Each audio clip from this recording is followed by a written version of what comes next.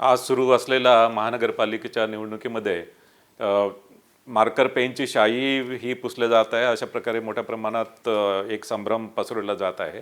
त्याबद्दल माझं सांगणं आहे की ही शाई जी आहे ती इंडेलिबल इंक आहे आणि इंडेलिबल इंक भारत निवडणूक आयोग जी इंडेलिबल इंक वापरतो तीच इंडेलिबल इंक आहे, मात्र ती मार्कर पेनच्या स्वरूपात आहे. आणि हे मार्कर पेनच्या स्वरूपात राज्य निवडणूक आयोग हे 2011 पासून हे मार्कर पेन वापरत आहे.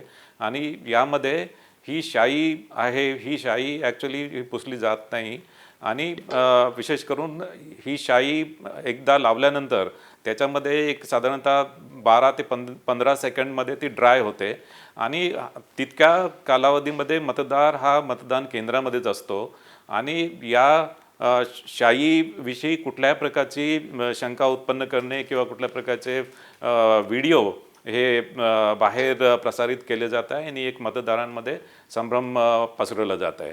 याशिवाय मला सांगायचं आहे की मतदार हा मतदान केंद्रामध्ये आल्यानंतर मतदान प्रतिनिधी असतात, जे उमेदवाराचे मतदान प्रतिनिधी असतात ते मतदाराची ओळख पटवून देतात आणि ते ओळख पटवल्यानंतर त्या मतदाराला मतदान करण्याचा हक्क असतो. त्यांना त्या मतदाराबद्दल काही ऑब्जेक्शन असेल तर ते ऑब्जेक्शन ते प्रिसाइडिंग ऑफिसरकडे नोंदवू शकतात आणि त्या अनुषंगाने त्या मतदाराची चौकशी होते.